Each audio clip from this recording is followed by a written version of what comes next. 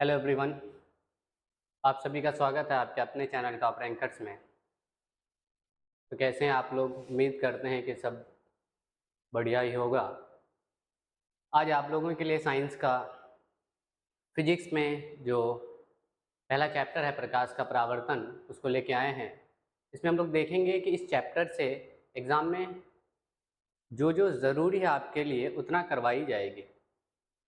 तो प्रकाश के परावर्तन में स्टार्ट करते हैं आज का लेक्चर। उससे पहले अगर आपको इस चैप्टर का पीडीएफ चाहिए तो आप हमारे टेलीग्राम चैनल में जुड़ सकते हैं, स्टडी विथ टॉप रैंकर्स, या डायरेक्टली व्हाट्सएप कर सकते हैं, आपको पीडीएफ प्रोवाइड कर दी जाएगी।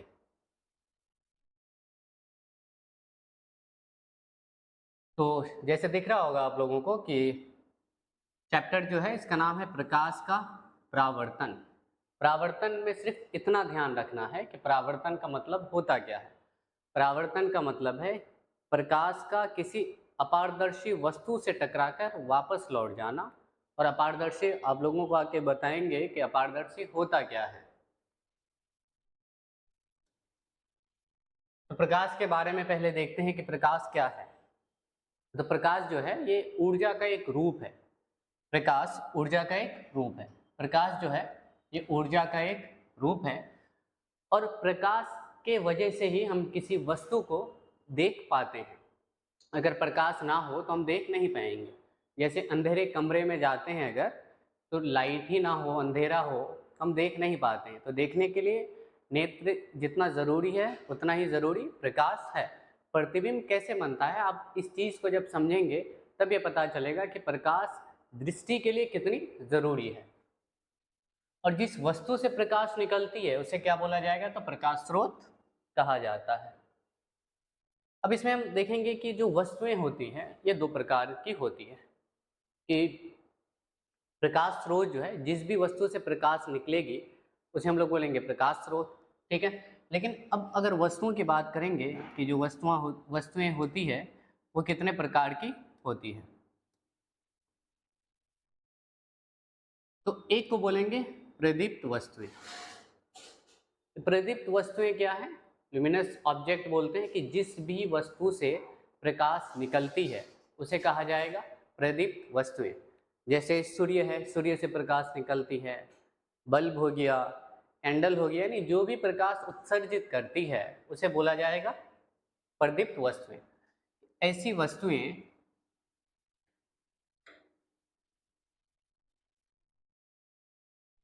जो प्रकाश उत्सर्जित करती है उसे कहा जाता है प्रदीप्त वस्तुएं। ध्यान देना है कि प्रदीप्त वस्तुएं में एग्जाम्पल आ जाता है डायरेक्ट क्वेश्चन में कि प्रदीप्त वस्तुएं कौन कौन सी है। तो एक सूर्य के बारे में याद रखना है, बल्ब है, टॉर्च है, मोमबत्ती है। लेकिन चंद्रमा को इस पर नहीं रखते हैं। ज्योग्राफी में अगर आप लोग पढ़े होंगे तो पता होगा कि चंद्रमा की खुद की प्रकाश नहीं होती है, सूर्य की प्रकाश चंद्रमा पे पड़ती है। वही प्रकाश का परावर्तन के बाद वो हमारी आंखों तक पहुंचता है, तब हम चंद्रमा को देख पाते हैं। तो चंद्रमा को हम लोग प्रदीप्त वस्तुओं में नहीं रखते हैं, अप्रदीप्त वस्तुएं देखते हैं। प्रदीप्त का उल्टा होगा। प्रदीप्त अगर प्रकाश उत्सर्जित करती है तो अप्रदीप्त प्रकाश उत्सर्जित नहीं करेगी।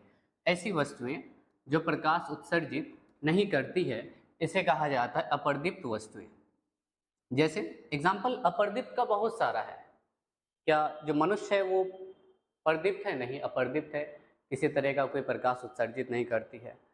अब जो खास करके अगर स्टूडेंट्स की बात करें, जो डेली यूज़ बुक्स हो गया, कॉपी हो गया, ये सब क्या हो जाएगा? पेन हो गया, मार्कर हो गया, ये सब के सब क्या है? तो ये अप्रदीप्त वस्तुएं हैं। तो दो चीज़ इसमें बताए कि एक प्रदीप्त वस्तु और एक अप्रदीप्त वस्तु। इससे डायरेक्टली आपको एमसीक्यूज मिल जाएगा। इसका आगे देखते हैं प्रकाश का प्रकीर्णन, कि प्रकाश का प्रकीर्णन क्या होता है। ध्यान देना है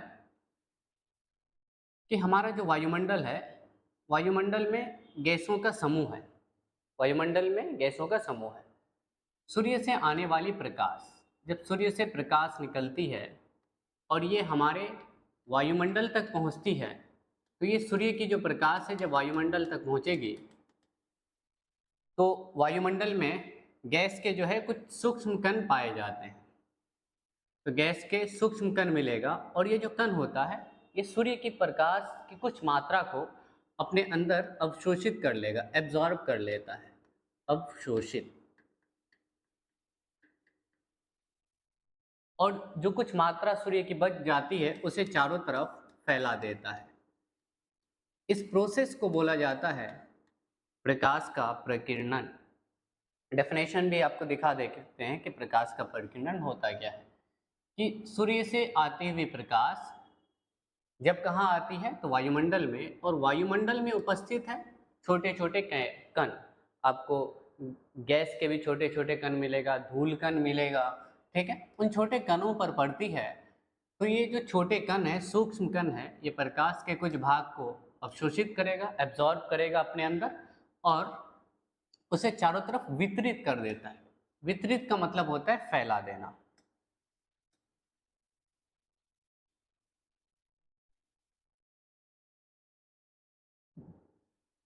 वितरण मीन्स फैला देना, चारों तरफ फैला देता है या फैला देना। तो इस घटना को ही कहा जाता है प्रकाश का प्रकीर्णन। ठीक है, 2 नंबर के लिए क्वेश्चन आता है कि प्रकाश का प्रकीर्णन क्या है।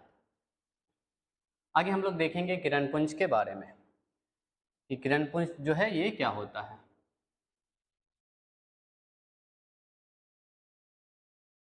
देखना है, पुंज का मतलब भी समूह होता है, समूह। तो किसका समूह हो जाएगा? किरणों का समूह, क्योंकि किरणपुंज पढ़ रहे हैं इसलिए आ जाएगा किरणों का समूह। तो प्रकाश के किरणों के समूह को कहा जाता है किरणपुंज कहा जाता है। मेनली ये 3 प्रकार के होते हैं। किरणपुंज जो है ये 3 प्रकार का मिलेगा। एक तो मिलेगा समांतर किरणपुंज, एक मिलेगा अपसारी किरणपुंज, और एक मिलेगा अभिसारी किरणपुंज। समांतर किरणपुंज में जो प्रकाश की किरणें हैं ये एक दूसरे के समांतर चलती है, इसलिए कहा जाता है समांतर किरणपुंज। ठीक है, और एक आपको मिलता है अपसारी किरणपुंज और एक मिलता है अभिसारी किरणपुंज। कि अभिसारी किरणपुंज क्या है कि ये एक बिंदु से निकलकर अलग अलग दिशाओं में फैल जाती है, जैसे किरणपुंज को कहा जाएगा अपसारी किरणपुंज। अभिसारी जस्ट इसका उल्टा है, ये एक बिंदु से निकलकर अलग अलग दिशाओं में जाती है, वहीं जो अभिसारी है वो अलग अलग दिशाओं से आकर एक बिंदु में आकर मिल जाती है। ऐसे किरणपुंज को बोला जाएगा अभिसारी किरणपुंज। ठीक है, तो किरणपुंज हो गया। किरणपुंज से अगर रिलेटेड क्वेश्चन आए तो बन जाना चाहिए कि किरणपुंज 3 प्रकार के होते हैं, समांतर, अपसारी और अभिसारी। अब इन सब के बारे में देखते हैं, ठीक है, कि समांतर किरणपुंज क्या होता है। जैसे आपको अभी बताया गया, तो अब डेफिनेशन देखते हैं कि समांतर किरणपुंज किसको बोलेंगे। कि ऐसा किरणपुंज जो एक दूसरे के समांतर गमन करती है, यानी एक दूसरे के समांतर चलती है, तो उसको बोला जाएगा समांतर किरणपुंज। अब सारी जैसे बताए कि ऐसा किरणपुंज जो एक बिंदु से निकलकर अलग अलग दिशाओं में फैल जाती है, तो उसे कहा जाएगा अपसारी किरणपुंज। यानी एक बिंदु से निकलेगी और अलग अलग दिशाओं में फैल जाएगा। यहाँ देखिएगा आपको, एक बिंदु से निकल रही है और अलग अलग दिशाओं में फैल जा रही है, इसे कहा जाएगा अपसारी किरणपुंज। वहीं अगर अभिसारी किरणपुंज देखें तो अभिसारी किरणपुंज ऐसे किरणपुंज को कहा जाएगा जो अलग अलग दिशाओं से आकर एक बिंदु पर आकर मिल जाती है, यानी अलग अलग दिशाओं से आएगी और एक बिंदु पर आकर मिल जाती है, तो उसे कहा जाएगा अभिसारी किरणपुंज। आगे अब हम लोगों को वस्तुओं के बारे में पढ़ना है कि कितने प्रकार की होती है। इस चैप्टर का मेन चीज़ जो प्रकाश का परावर्तन डिपेंड करता है वह अपारदर्शी पे करता है। तो इसमें हम लोग पढ़ेंगे अब पारदर्शी वस्तुएं क्या है, अपारदर्शी क्या है और पारभासी क्या है। पारदर्शी, अब पहले के क्लासेज में अगर 7th में पढ़े होंगे तो पता लगेगा कि जिन भी वस्तुओं को हम आर पार देख पाते हैं वो पारदर्शी है, लेकिन इसमें हम लोग प्रकाश के परावर्तन में प्रकाश के बारे में पढ़ना है, इसलिए पारदर्शी में उन वस्तुओं को रखेंगे जिन वस्तुओं से प्रकाश उसके आर पार हो जाए उसे पारदर्शी कहा जाएगा। जस्ट उसके अपोजिट में अगर आते हैं तो ये अपारदर्शी आएगा, और जो अपारदर्शी है वो पारदर्शी का जस्ट उल्टा है कि अपारदर्शी में जो भी वस्तुएं अपारदर्शी होती है उससे प्रकाश आर पार नहीं हो पाती है, और जो पारभासी होती है उससे प्रकाश अल्प मात्रा में आर पार होगी, यानी कम मात्रा में होगी।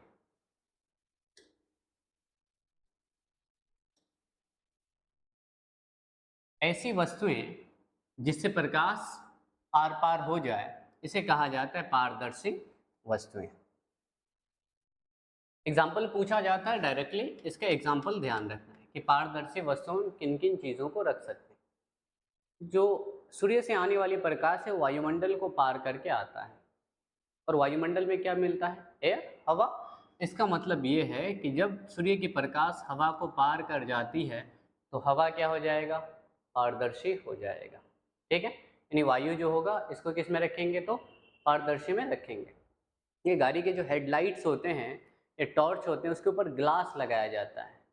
ठीक है, कांच, यानी प्रकाश उसको भी पार कर जाती है तो कांच भी जो होगा ये क्या हो जाएगा? तो पारदर्शी होगा। एक और एग्जाम्पल ध्यान रखना है, वो है वाटर यानी जल। अगला आता है पारभासी, और पारभासी के बारे में बताया गया कि पारभासी उसको बोलेंगे जिससे प्रकाश अल्प मात्रा में आर पार हो, कि ऐसी वस्तुएं हैं जिससे प्रकाश अल्प मात्रा में यानी ज़्यादा मात्रा में नहीं होती है, कम मात्रा में आर पार हो, तो उसे कहा जाता है पारभासी। और इसका भी एग्जाम्पल ध्यान रखना है कि पारभासी में एग्जाम्पल क्या क्या लेंगे। तो जैसे अगर कोई कांच है, कांच में स्क्रैच आ जाए, घिसा हुआ कांच, तो उसमें प्रकाश पूरी तरह से पार नहीं कर पाता है, कम मात्रा में पार करता है, तो उसे पारभासी में रखते हैं। तो आ जाएगा घिसा हुआ कांच।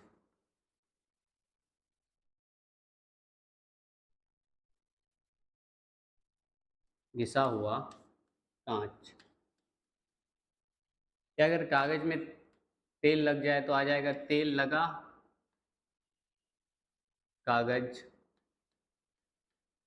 या फिर एक चीज़ और नोटिस करते होंगे कि ठंडी के टाइम में जब ड्यू होती है, कुहासा होती है, तो बहुत, अगर बाइक्स सामने से आ भी रही है या बहुत दूर बल्ब लगा हुआ भी हो तो हमें क्लियरली नहीं दिखता, धुंधला दिखता है। इसका मतलब प्रकाश जो है हम तक जो पहुंच रही है वो बहुत कम मात्रा में पड़ रही है, इसलिए ड्यू को भी रखेंगे पारभासी में, कुहासा।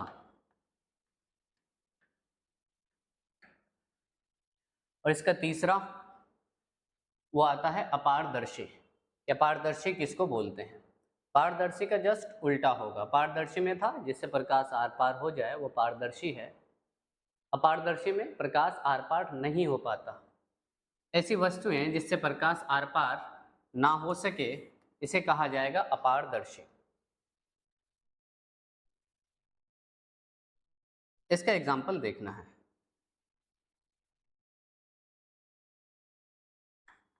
एग्जाम्पल क्या क्या लेंगे? अपारदर्शी का बहुत एग्जाम्पल है। मनुष्य खुद है कि मनुष्य से जो है प्रकाश आर पार नहीं कर सकता। टेबल को रख सकते हैं, किताब रख सकते हैं। सबसे ज़्यादा एग्जाम्पल अगर किसी का है तो वो अपारदर्शी का ही है। मिरर को रख सकते हैं, दर्पण। एक चीज़ और आप लोग को ले लेना है, दर्पण, क्योंकि आगे हम लोगों को दर्पण के बारे में पढ़ना है। दर्पण, अगर दर्पण पारदर्शी होता तो इमेज नहीं बन पाता। दर्पण जो है वो क्या है? अपारदर्शी है। अब आगे हम लोग देखेंगे चैप्टर का जो नाम है, अब वो टॉपिक आया, वो है प्रकाश का परावर्तन। वे बताए परावर्तन का मतलब है कि किसी वस्तु से टकराकर वापस लौटना, लेकिन जो वस्तु की प्रकृति होगी वो होगा अपारदर्शी। कौन टकरा के वापस लौटेगी? तो प्रकाश। अब इसमें प्रकाश के परावर्तन में सबसे पहले तो आप डेफिनेशन देख लें, बहुत इजी है। अपारदर्शी प्रकाश का किसी अपारदर्शी वस्तु से टकराकर जो वापस लौटने की घटना है उसको कहा जाता है प्रकाश का परावर्तन। ठीक है, इतना ध्यान रखना है। अब आगे हम लोग प्रकाश के परावर्तन में देखेंगे कि प्रकाश के परावर्तन के कितने नियम हैं, प्रकाश का परावर्तन में जो दो नियम बने हैं वो क्यों बने हैं, किस आधार पे बनाए गए हैं।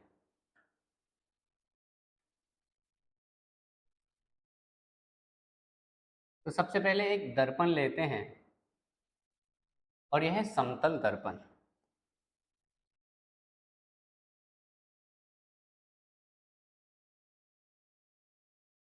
ये जो दर्पण है यह है समतल दर्पण।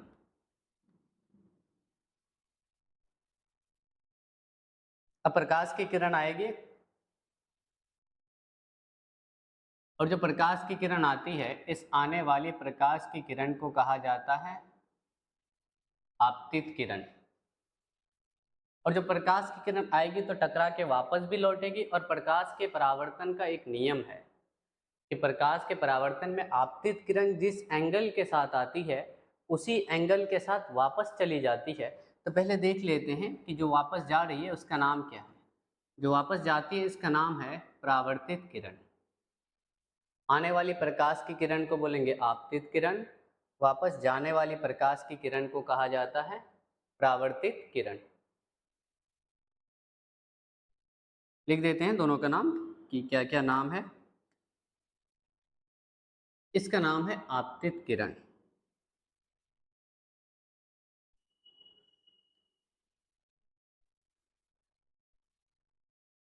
आपतित किरण। और ये टकरा के जो वापस आ रही है इसका नाम है परावर्तित किरण।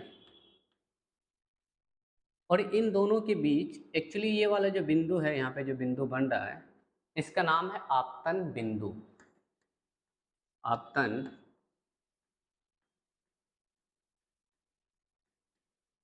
बिंदु। और ये जो दर्पण है ये दर्पण है समतल दर्पण। आगे समतल दर्पण के बारे में डिस्कस करेंगे क्योंकि समतल दर्पण से रिलेटेड क्वेश्चन आता है इसमें थोड़ा।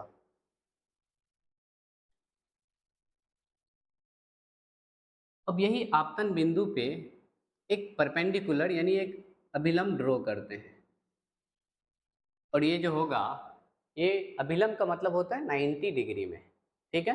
तो आने वाली किरण को बोलते हैं आपतित किरण, वापस जाने वाली किरण को बोलेंगे परावर्तित किरण। जितने एंगल के साथ आएगा उतने ही एंगल के साथ वापस जाएगी, ठीक है। और इसे कहा जाता है अभिलंब। ये जो है ये है अभिलंब।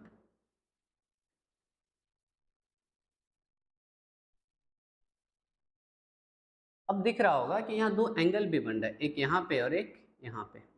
सपोज कि जैसे यहाँ एक एंगल बन रहा है, अगर हम परपेंडिकुलर ड्रॉ करते हैं, अगर ये पूरा एंगल 60 डिग्री का है, 60 डिग्री का, तो परपेंडिकुलर जब भी ड्रॉ करेंगे 90 डिग्री के एंगल में जब भी ड्रॉ करेंगे तो ये दोनों को समद्विभाजित कर देता है। यानी ये वाला एंगल और ये वाला बराबर होगा, यानी इधर वाला 30 और इधर वाला भी 30 डिग्री का होगा। तो उसी में अब हम लोग इसमें एक नियम पढ़ना है कि ये दोनों कोण जो होता है ये बराबर होता है। और इस कोण का जो नाम है वो आपतित किरण के नाम पर है, इसलिए इस कोण को कहा जाता है आपतन कोण। आपतन कोण। आपतन को इंग्लिश में इंसिडेंट बोलते हैं, इसलिए इसे एंगल आई लिया जाता है, एंगल आई। और इस कोण का जो नाम है यानी अभिलंब और परावर्तित किरण के बीच का कोण वो इस रेखा के नाम पर है, इसलिए इसका नाम है परावर्तन कोण। परावर्तन कोण, इसलिए इसे कहा जाता है एंगल आर।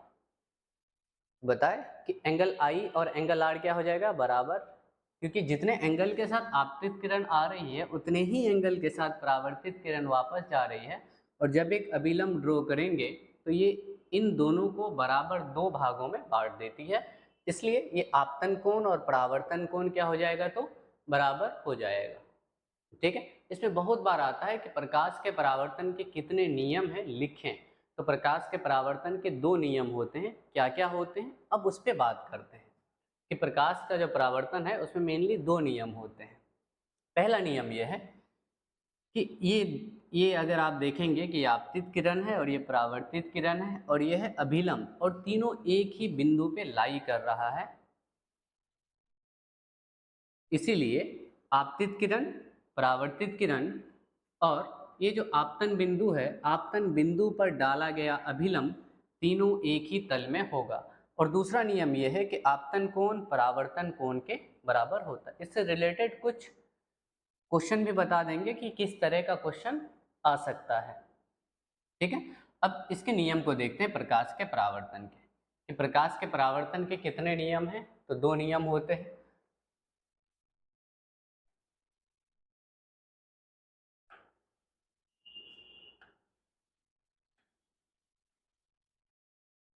पहला नियम है कि आपतित किरण, परावर्तित किरण और आपतन बिंदु पर डाला गया अभिलंब तीनों एक ही तल में होता है। और दूसरा नियम है आपतन कोण परावर्तन कोण के बराबर होता है। ठीक है, इसलिए एंगल आई बराबर क्या हो जाएगा? तो एंगल आर। इस तरह से क्वेश्चन बनता है, इसमें ध्यान देना है। अगर जैसे आपको पूछ ले कि जो आपतन कोण है, आपतन कोण इसका वैल्यू दे दें, जितना भी दे, जैसे 60 डिग्री दे। अब अभी पढ़े कि आपतन कोण को आई बोलते हैं और परावर्तन कोण को आर बोलते हैं। इन दोनों का वैल्यू बराबर होता है, इसलिए जितना आपतन कोण होगा उतना ही परावर्तन कोण होगा। डायरेक्ट एमसीक्यूज में आता है, या एक इस तरह का क्वेश्चन आ सकता है। पूछ देगा कि आपतित किरण जो है वो 90 डिग्री के एंगल में आ रही है। कितना डिग्री? 90 डिग्री। और इसमें क्वेश्चन पूछ लेगा कि आपतन कोण का मान कितना होगा। आपतन कोण का वैल्यू कितना होगा। और प्रकाश के परावर्तन का नियम बताए कि आपतित किरण जिस एंगल के साथ आती है, परावर्तित किरण उसी एंगल के साथ वापस जाएगी।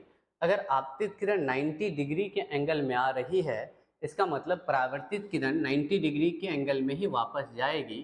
तो जब दो रेखाएं ओवरलैप हो जाए, एक दूसरे के ऊपर आ जाए, तब किसी तरह का कोई एंगल नहीं बनता है। तो ऐसे में इसका जो आंसर हो जाएगा वो 0 डिग्री हो जाएगा। ध्यान रखना है कि आंसर इसका 0 डिग्री आ जाएगा।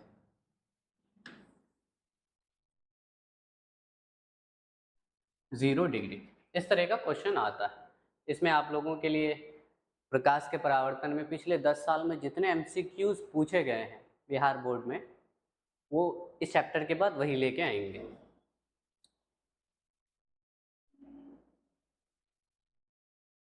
तब आगे हम लोग देखेंगे प्रतिबिंब के बारे में कि प्रकाश का परावर्तन हुआ, आप मिरर के सामने खड़े हुए, ठीक है, आपका इमेज भी बनता है। तो प्रतिबिंब के बारे में देखेंगे, मेनली प्रतिबिंब होता क्या है, कितने प्रकार के प्रतिबिंब बनते हैं।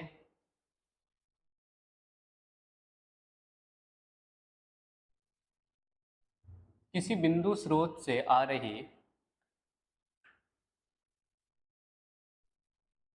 प्रकाश की किरणें दर्पण से परावर्तन के बाद, इमेज बनने के लिए परावर्तन का होना ज़रूरी है। जिस बिंदु पर चाहे तो वो वास्तविक रूप से मिलेगी या मिलती हुई प्रतीत होती है, जैसे हमें लगता है कि वो दूर जाके मिल रही है, तो ये हमारा आभास है, इसलिए बनने वाला प्रतिबिंब आभासी होगा। जो भी कल्पना से रिलेटेड है, प्रतिबिंब जो बनेगा वो काल्पनिक बनेगा। तो अगर आप इमेज को देखेंगे तो प्रतिबिंब दो प्रकार के लेते हैं।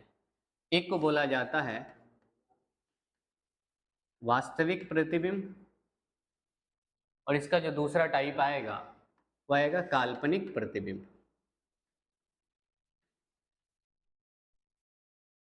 क्या प्रॉपर्टीज है? डायरेक्टली आता है कि वास्तविक प्रतिबिंब जो बनेगा ये हमेशा उल्टा बनता है, और जो काल्पनिक प्रतिबिंब बनेगा ये हमेशा वस्तु की अपेक्षा सीधा बनता है।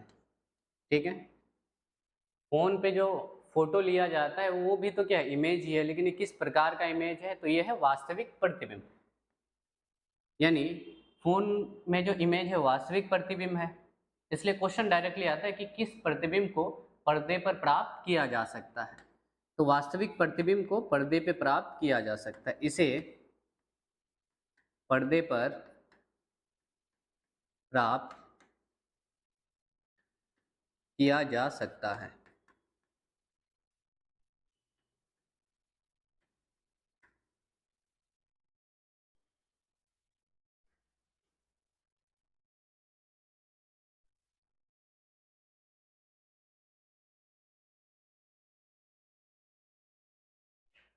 हम लोग दर्पण के बारे में देखेंगे। जो भी इमेज बनेगा वो दर्पण में ही बनेगा। तो जो दर्पण होता है वो कितने प्रकार का होता है? दर्पण, इसे कहा जाता है मिरर। मिरर जो होता है ये मेनली दो टाइप्स में होता है, दो प्रकार का होता है।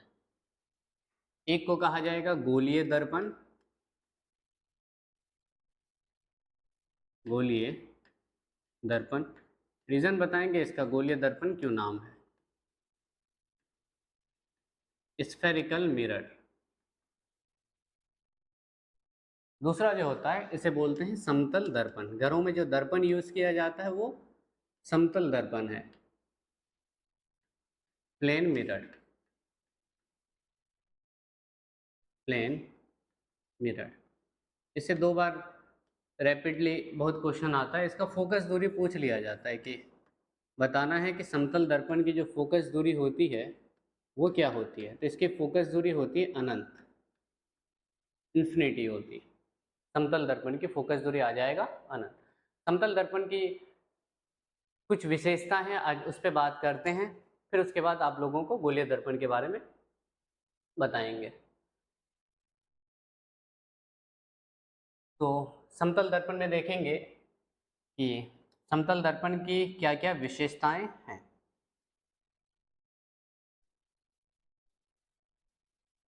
पहला ये है कि समतल दर्पण में जो भी प्रतिबिंब बनेगा वो दर्पण के पीछे बनता है। प्रतिबिंब दर्पण से आगे नहीं बनेगा। चाहे वो समतल हो, अवतल हो, उत्तल हो, सब में दर्पण के पीछे बनता है।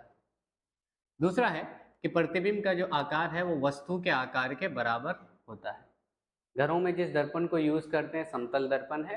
अगर आप उसके सामने खड़े होंगे तो पता लगेगा कि आपका जितना आकार है प्रतिबिंब का भी आकार उतना ही है। इसलिए इसका दूसरा प्रॉपर्टीज आएगा कि समतल दर्पण में वस्तु का आकार और प्रतिबिंब का आकार जो होता है ये बराबर होता है। तीसरा है कि प्रतिबिंब वस्तु की अपेक्षा सीधा बनता है। यानी ये कहा जा सकता है कि समतल दर्पण में बनने वाला प्रतिबिंब आभासी बनेगा, यानी काल्पनिक बनेगा, तभी सीधा बन रहा है। चौथा है कि प्रतिबिंब जो होता है ये पार्श्विक रूप से उल्टा है। टाइपिंग मिस्टेक्स है इसमें, इसको ठीक कर लेना है कि प्रतिबिंब जो है ये पार्श्विक रूप से उल्टा होता है। पार्श्विक रूप से उल्टा होता है। और पार्श्विक रूप से उल्टा का मतलब ये है कि अगर मिरर के सामने आप खड़े हैं, समतल दर्पण के सामने, अगर आप अपने दाएं हाथ को उठाते हैं तो मिरर में लेफ्ट हैंड उठता है। इसी को बोला जाता है पार्श्विक रूप से उल्टा। समतल दर्पण में बनने वाला प्रतिबिंब पार्श्विक रूप से उल्टा होता है। और इसका अंतिम ध्यान रखना है कि अंतिम प्रॉपर्टीज पूछ लिया जाता है समतल दर्पण की विशेषताएं क्या है। तो 5 बताए गए, अगर आप इसमें 4 भी बता देते हैं तो कोई दिक्कत नहीं है कि प्रतिबिंब जो है वो दर्पण से उतना ही पीछे बनता है जितना वस्तु दर्पण के आगे रहता है। तो ये 5 प्रॉपर्टीज है समतल दर्पण में। अब आगे जो हम लोग पढ़ेंगे वो गोलीय दर्पण के बारे में रहेगा। और इस चैप्टर में जो भी कुछ बच गया वो आपको सेकंड लेक्चर में प्रोवाइड कर दी जाएगी। और आज के लिए इतना ही। Thank you.